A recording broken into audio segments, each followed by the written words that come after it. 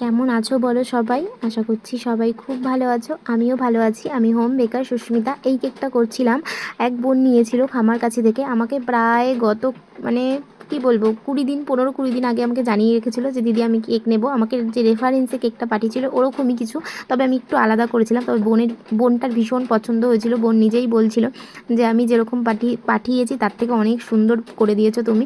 Review ভীষণ সুন্দর পেয়েছিলাম। ইনসাইড ছিল চকলেট, খেতেও নাকি খুব সুন্দর হয়েছিল। আর ওই ডল কেকটা যে বানিয়েছিলাম ওটা বানিয়েছিলাম আমার বোনের জন্য। তো ওই কেকটা কেমন লাগলো জানিও। তোমরা সবগুলো কেক দেখেই জানিও তোমাদের কোনটা বেশি পছন্দ হয়েছে বা ভালো লেগেছে। আমার কিন্তু সবগুলোই ভীষণ ভালো লেগেছে। আর তোমরা যারা যারা কাস্টমাইজ কেক নিতে চাইছো, কন্ট্যাক্ট নাম্বার উপরে দেওয়া আছে, কন্ট্যাক্ট করতে পারো। যেমন চাইবে তেমনটাই কাস্টমাইজ করে দেওয়া হবে।